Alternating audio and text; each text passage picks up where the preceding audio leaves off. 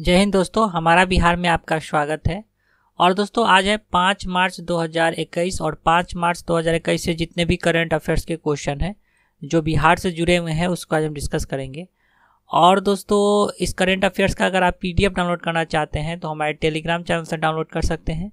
Telegram application में search कीजिए हमारा बिहार HB और चैनल को ज्वाइन कीजिए। वहाँ पर आपको सारे दिन का PDF हिंदी और इंग्लिश दोनों लैंग्वेज में मिल जाएगा।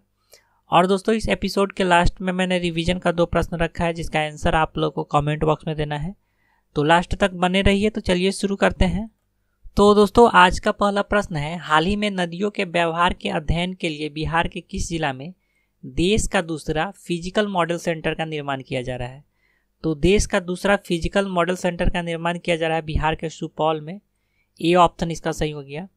नदियों के व्यवहार के अध्ययन के लिए सुपौल जिले के वीरपुर में फिजिकल मॉडल सेंटर, जिसको हिंदी में भौतिकीय प्रतिमान केंद्र कहा जाता है, का निर्माण किया जा रहा है। यह महाराष्ट्र के पुणे के बाद देश का दूसरा केंद्र होगा, ठीक है। और सेंटर के निर्माण से राज्य के नदियों की प्रकृति, गाद की स्थिति आदि के अध्ययन में मदद मिलेगा। वर्तमान में कोसी नदी का अध्ययन जो है दोस्तों ये पुणे में किया जा रहा है। अब दोस्तों नाम है सुपौल का, तो चलिए सुपौल के बारे में जानते हैं। तो सुपौल जिला जो है दोस्तों ये कोसी प्रमंडल के अंतर्गत आता है।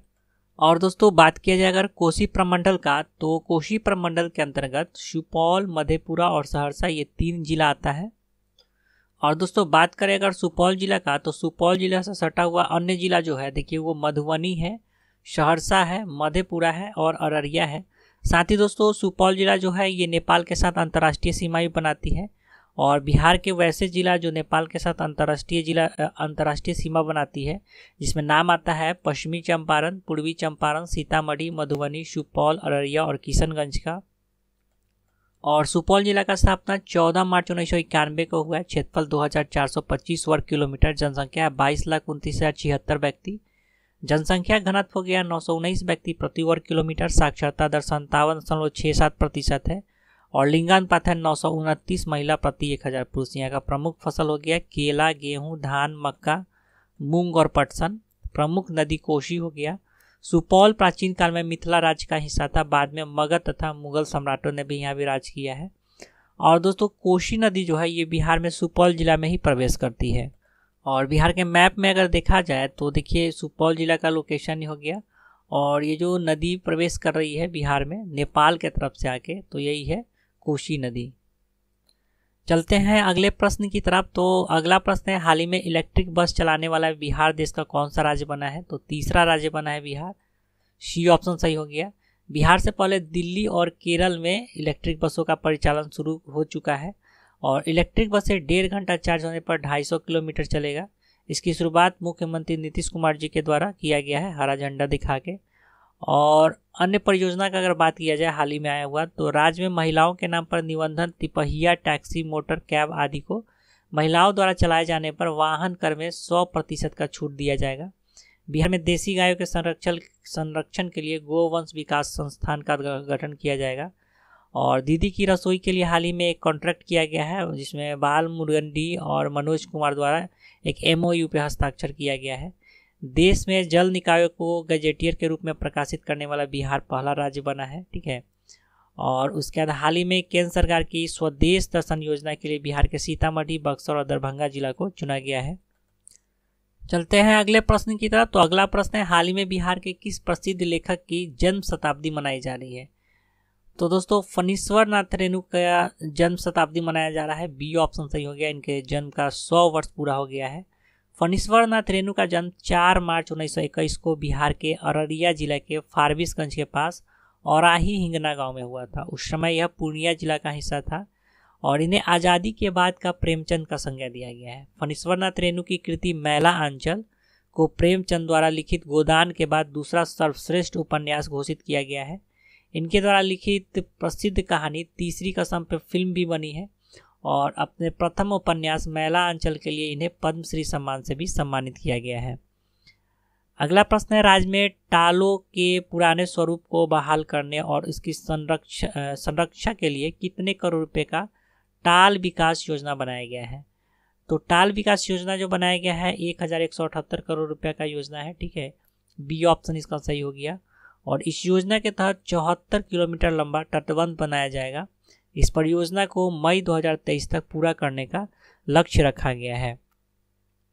अगला प्रश्न है, हाल ही में किस केंद्रीय मंत्रालय ने बिहार की पहली और देश की दूसरी कोसी मेची नदी जोड़ योजना को मंजूरी दी? एक नदी योजना है, ठीक है, तो ये जो कि देश का दूसरा नदी योजना है, नदी जोड़ योजना है और बिहार का पहला है जिसका नाम है कोसी मेची योजना।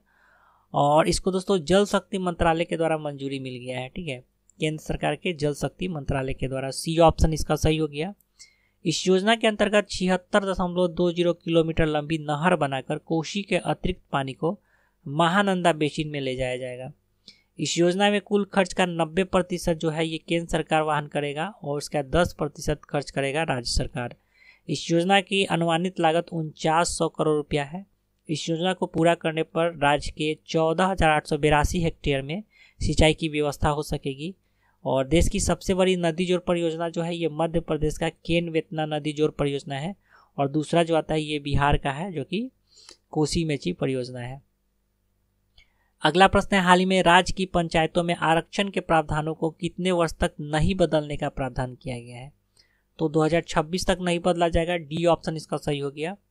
राज्य में पंचायत चुनाव होने वाले हैं, ऐसे में जिस पंचायत में जैसा आरक्षण का प्रावधान लागू किया गया था उसी तरह अभी भी रखा गया है और साथ ही 122 करोड़ रुपए का ईवीएम खरीदने का प्रावधान किया गया है। अगला प्रश्न है, हाल ही में आम नागरिकों से सोशल मीडिया प्लेटफॉर्म के द्वारा विचारों का आदान प्रदान करने के लिए किसका गठन किया गया है? तो सोशल मीडिया कम्युनिकेशन हब का गठन किया गया है राज्य सरकार के द्वारा। ए ऑप्शन इसका सही हो गया। इसका मुख्य उद्देश्य नागरिकों से विचारों का आदान प्रदान करना है। लोगों की प्रतिक्रियाओं से अवगत होने में यह एक सशक्त माध्यम के रूप में उभरा है। इस हब में विभिन्न सोशल मीडिया प्लेटफॉर्म का उपयोग करके लोगों तक योजनाओं की जानकारी पहुंचाना और लोगों से फीडबैक लेना है। नेक्स्ट है दोस्तों, हाल ही में राज्य में शुरू पीपीआर रोग नियंत्रण कार्यक्रम 2021 किस पशु से संबंधित है? तो पीपीआर रोग नियंत्रण कार्यक्रम 2021 है दोस्तों ये बकरी और भेड़ से संबंधित है। सी ऑप्शन सही हो गया। और इस योजना के अंतर्गत राज्य के सभी गांव में बकरियों एवं भेड़ों में पीपीआर रोग के विरुद्ध निःशुल्क टीकाकरण अभियान चलाया जाएगा और यह अभियान 5 मार्च से 19 मार्च 2021 तक चलाया जाएगा। अगला प्रश्न है, हाल ही में हरिद्वार और प्रयागराज संगम तट के तर्ज पर बिहार के सिमरिया घाट को विकसित करने की घोषणा की गई है। तो सिमरिया घाट जो है बिहार के किस जिला में है? तो यह बेगूसराय जिला में है। डी ऑप्शन सही हो गया। और बेगूसराय के सिमरिया घाट पर हरिद्वार और प्रयागराज संगम तट के तर्ज पर सभी आधुनिक सुविधाएं विकसित की जाएगी। अब दोस्तों नाम है बेगूसराय का, तो इसके बारे में जानते हैं। तो बेगूसराय जो दोस्तों ये मुंगेर प्रमंडल के अंतर्गत आता है।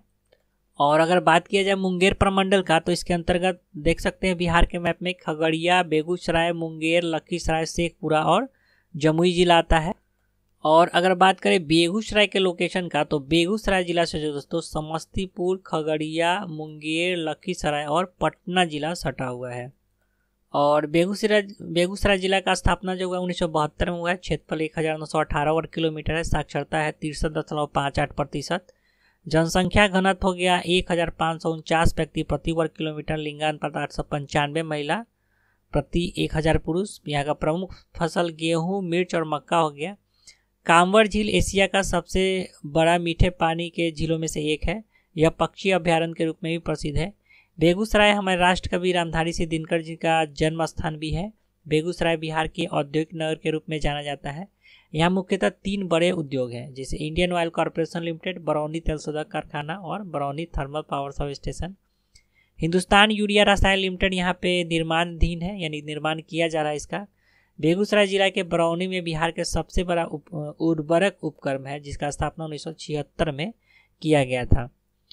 अगला प्रश्न है, बिहार के किस जिला में राज्य का पहला रबर डैम का, और सॉरी दोस्तों ये रिवीजन का प्रश्न है, ठीक है। तो रिवीजन का प्रश्न का पहला प्रश्न था बिहार के किस जिला में राज्य का पहला रबर डैम का निर्माण किया जा रहा है? तो ये गया जिला में। तो बी ऑप्शन सही हो गया। दूसरा प्रश्न था रिवीजन का, हाल ही में बिहार के किस व्यक्ति को भारतीय टेबल टेनिस फेडरेशन का वरीय उपाध्यक्ष नियुक्त किया गया है? तो संजय सिंह को। सी ऑप्शन सही हो गया। तो कल के प्रश्न का सही उत्तर हो गया बी और सी। आज का रिवीजन का प्रश्न है, हाल ही में बिहार के किस खिलाड़ी को दोहा ग्रैंड प्रिक्स तलवारबाजी के लिए चयनित किया गया है? और आज का दूसरा प्रश्न है, हाल ही में पटना उच्च न्यायालय परिसर में नए शताब्दी भवन का उद्घाटन किसके द्वारा किया गया है? तो इस दोनों प्रश्न का उत्तर आप लोगों को कमेंट बॉक्स में देना है। तो चलिए दोस्तों, आज के लिए इतना ही। मिलते हैं फिर से एक नए एपिसोड के साथ। तब तक के लिए जय हिंद, जय बिहार।